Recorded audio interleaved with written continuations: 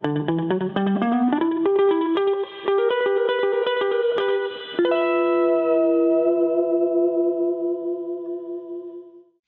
ever wonder how to apply a diminished sound into your playing? It sounds awesome, and it's like a breakup from everything else that you're playing. It stands out a lot, and it can add spice into your playing, which sounds awesome. So I'm going to go through a jump blues style thing here, and at the end of it, there's a diminished line. So I'm going to spend some extra time on this, and at the end of this, you should be able to incorporate a diminished sound into your playing, and it's going to sound awesome. So let's go check it out.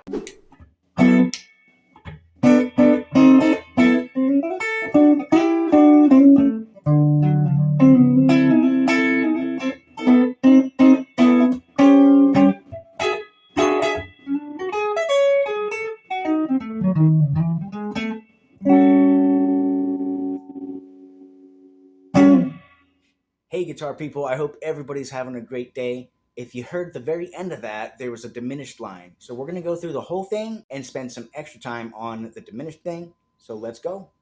Right, so this one's in the key of A, and what we have starting out is that A6-9 chord. And we're going to go through with the tabs real slow, and then I'll break it down like always.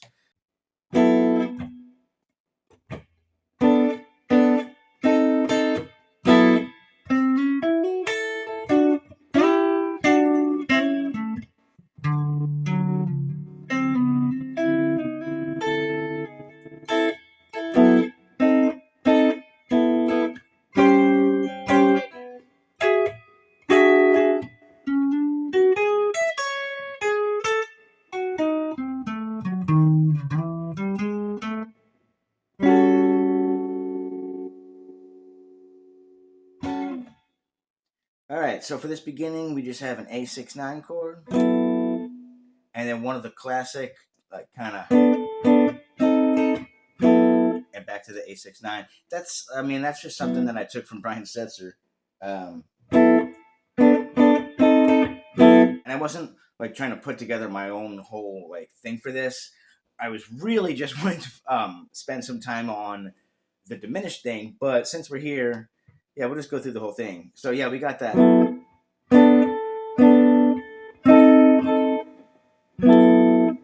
then we got that.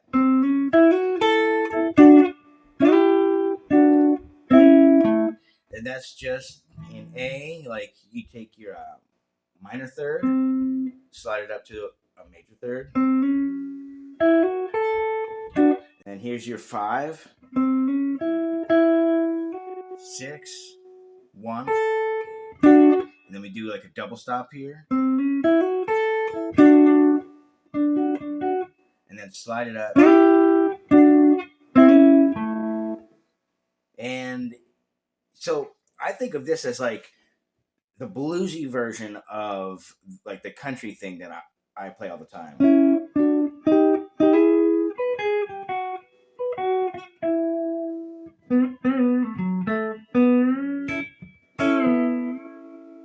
Right? Like, but so instead of doing like 9 and 9 on the G and B string here, this is all on the G and B string. We're gonna slide it up to a 9 and 8, and I think of that as like a bluesy version of the same thing. And then hammer onto the G string here, as like the 2 strings are still going, still like ringing out. And then you come down on your A, the root note. Slide into that. So I like that. It already gives us like a bluesy kind of like vibe. And then we got this a D9 chord.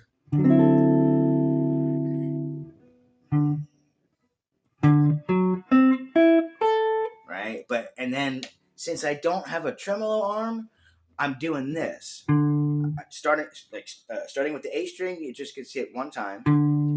Then all the other strings are gonna have a like sort of thing to it. So I just hit the A string and I leave it, and then I go to the D string.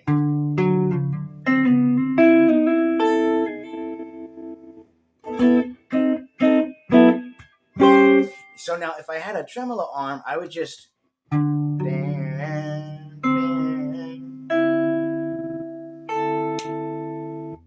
I just like swing the bar down.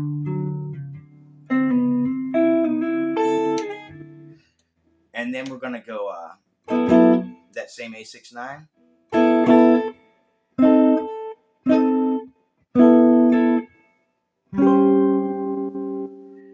So that's that. You're like a D7 shape.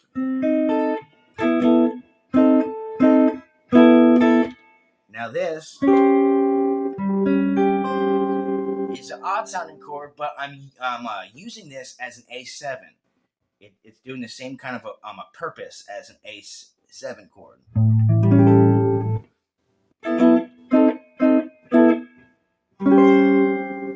And so what we have is we have a flat 7, we have a major 3rd, then we have a flat 7 again, and a minor 3rd. So we have our 2 flat 7s here and here. That's just octaves. And then it's weird, we have like a major 3rd here and a minor 3rd. Very dissonant. See, if I was to slide this minor 3 up a half step, I would just have an octave of this. But I'm bringing it a half step down. And where that can go, I think it can flow like very well into the E9.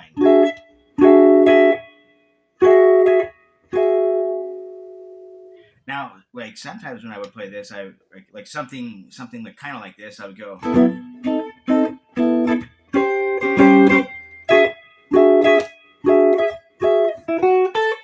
Right? And I'm just strumming through this.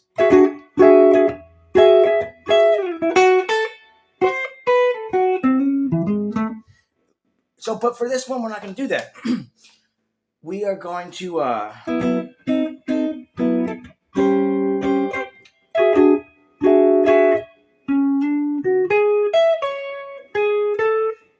all I'm doing is I'm picking through the same exact notes here, and I'm sliding into that. And then here's our root note, and I'm going sliding up to it from a half step under.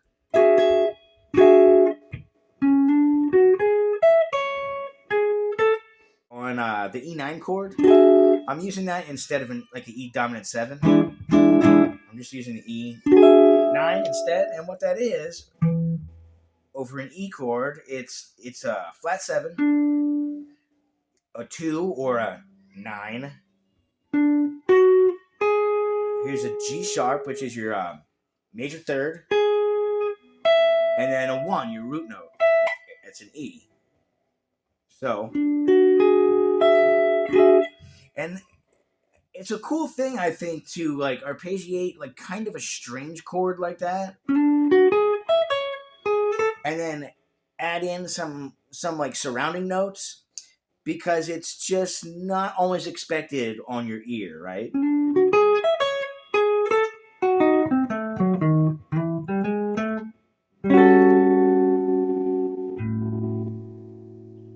So now, as an ending, as a way to say, hey, see you later, we're gonna go right here. And we have an A13 here. That's just 5, 6, 7, 5. And so this is just like a chunk of, if you were to go like,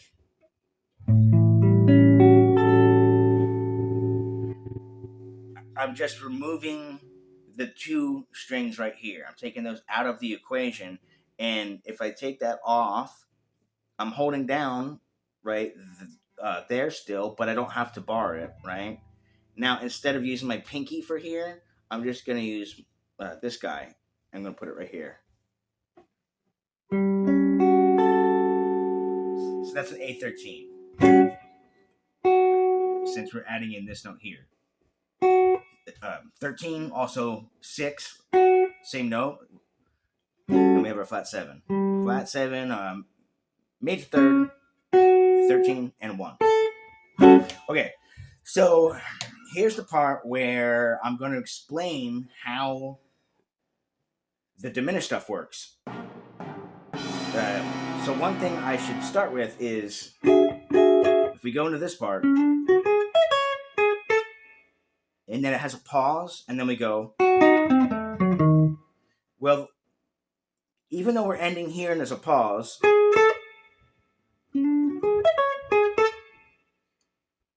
I'm actually starting like the diminished run here.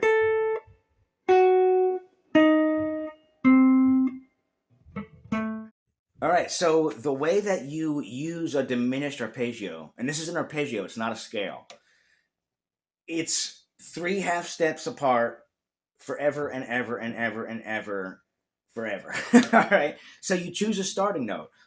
So ours happened to start on an A.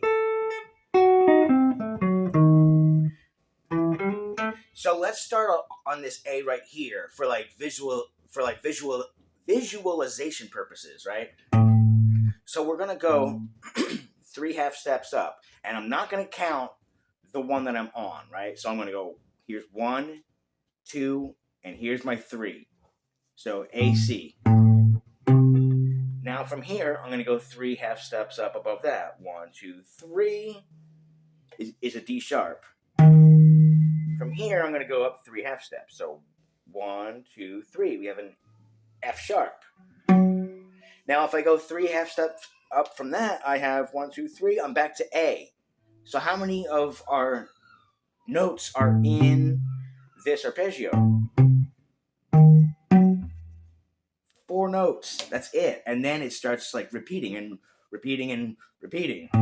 Now, you don't want to play that all on one string.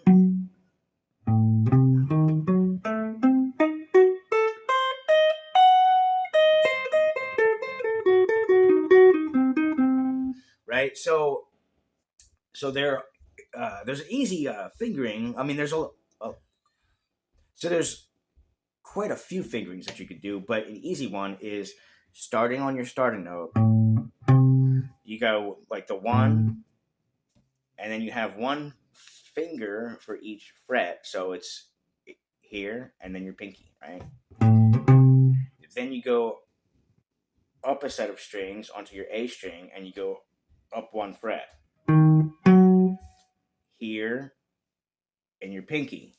So we got up and over, and then same thing, up and over, same thing, up and over. Now, so what I like to do is from my pinky, I like to grab our B string right here from my ring finger, and then I'm all still in the position for everything else. So let's try that.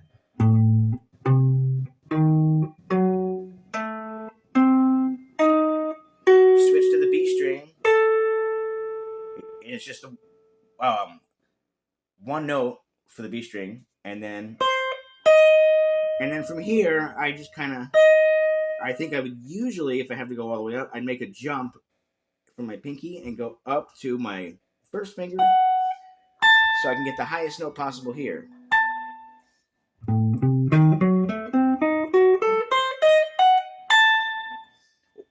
Or my ring finger. Now, the trick is how you would apply this arpeggio. How it works is, so like since A is our starting note, it actually is going to resolve up a half step into a major chord. So what that's gonna like sound like, here, watch, check this out. Here's our A. We're gonna start on A and do it A diminished.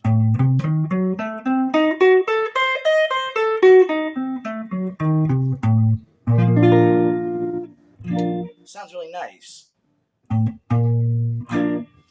So you can also, and I'll go back here, starting on the A.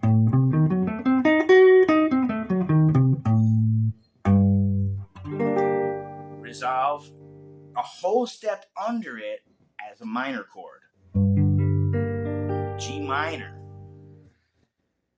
And you can actually, you could do that for any of the tones in this arpeggio. So you could do the same thing starting here.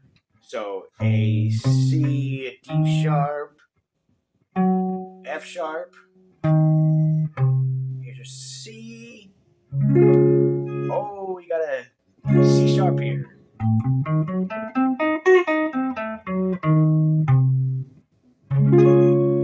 And so that whole idea is going to be like able to work with any of those same tones.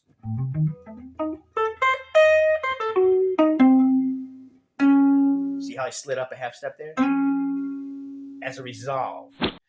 So now you're probably asking yourself, well, if we're in the key of A, how come we're using an A diminished? Shouldn't we be using a G sharp diminished? Right? And resolving on the A? Here's the trick. So in this specific scenario, the reason I started on the A is because I wanted to hit here, the E note, so I could go like this. Whoops. And then back to the A. So it doesn't have to be strictly like related with the key. If you're playing a line, you can like if you like so what I was thinking is how I want to end this is I want to go.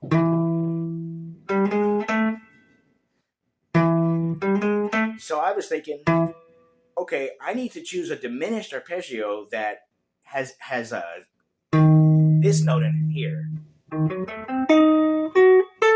And there's our A.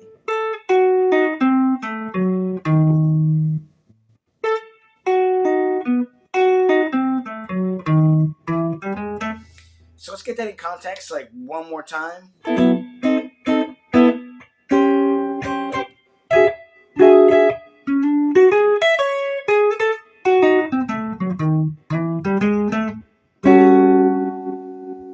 So it works really nicely because I'm ending here, and this is our target, if you want to call it a target note.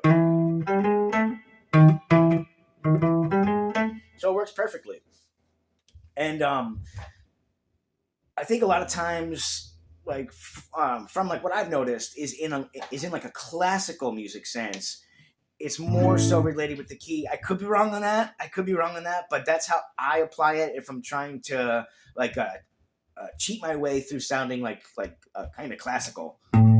Like there's a song by Johann Sebastian Bach.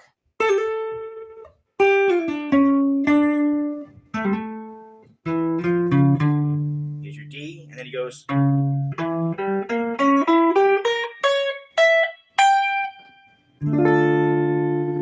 So that's what he does. He because the song's in the key of D minor, and he goes down that half step and does a diminished.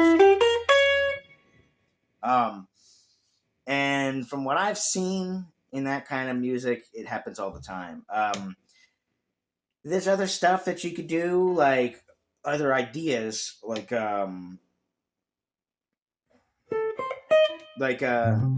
sometimes I'll go up, and I leapfrog through, like, and then go back up, and then go back up, and then go back up.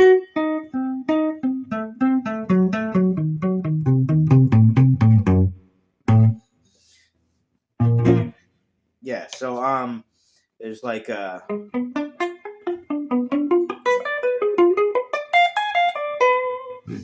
and like because what you're playing is four. You're playing that well, here we'll do it in A. We got an A, C, a D sharp and an F sharp. A, C, a D sharp and an F sharp. And our next one will be A. So but instead of going here for our A with our pinky, I'm gonna jump up and then I'm gonna come back down the exact same shape. And then I'm gonna go here.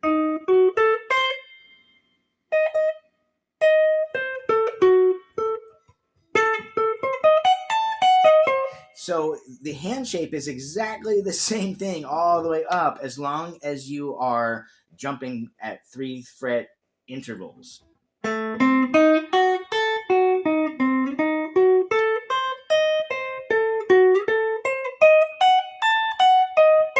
how I kind of like visualize that is I have a pointer finger and I have a pinky, right?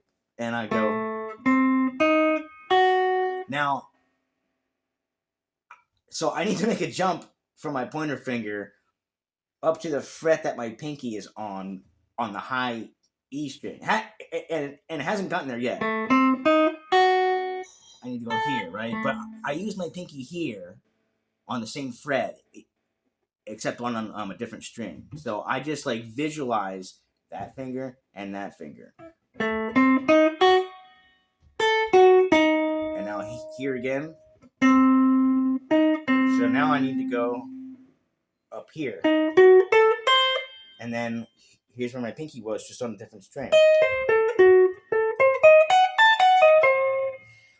And it's the same idea as like, so here is our F sharp. Here's our diminished chord,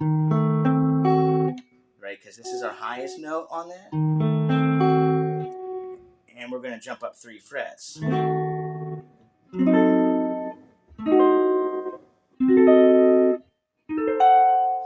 All those are the exact same notes. They're just rearranged in a different order, sequence, whatever you want to call it.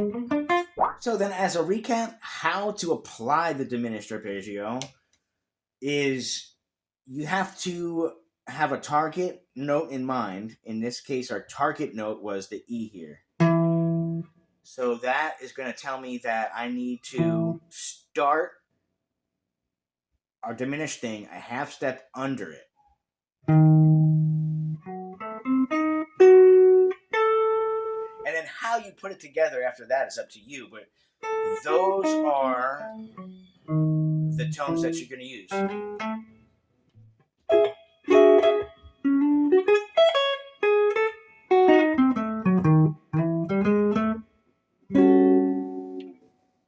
And then also, so we went over the resolving a half step up idea. How about if we're in a minor key and like you want to go to the minor chord? An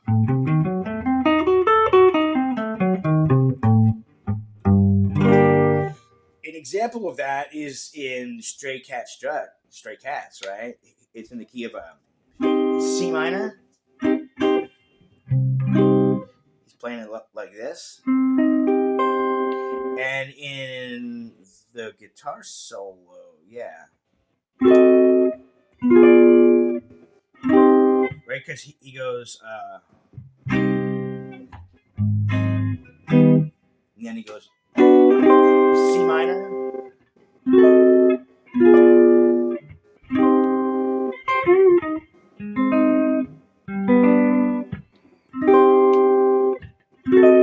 There's a diminished chords right there.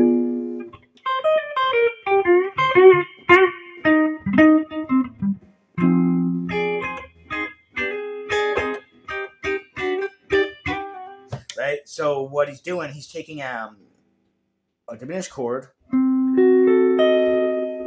sliding it a half step down, and that's just for like flavor and some color.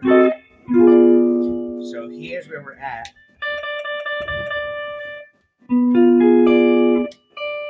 goes to here. C minor, if I can say that. So that's an idea of how that would like sound to you. Since we're ending here. And we're going here. It's a whole step. And we're going this way. That's how it works. So that's a basic way to apply a diminished arpeggio. And I like it because it can really like throw a loop for your ears. It'll like it's like when your ear hears that, it's like, whoa, okay, what just happened there? That sounded really different. So I like it like that, but I think like you have to kind of use it sparingly. It's not something that you want to throw in all the time because then it's just like, okay, because it stands out so much. It's like it's like neon pink. Ah, if you're throwing that out all the time, it's like, okay, like we get it, you know. So like I kind of sprinkle it in there a tiny bit, and it works awesome. So let me know if you guys enjoyed this lesson, and I'll see you next time. And you just keep on picking.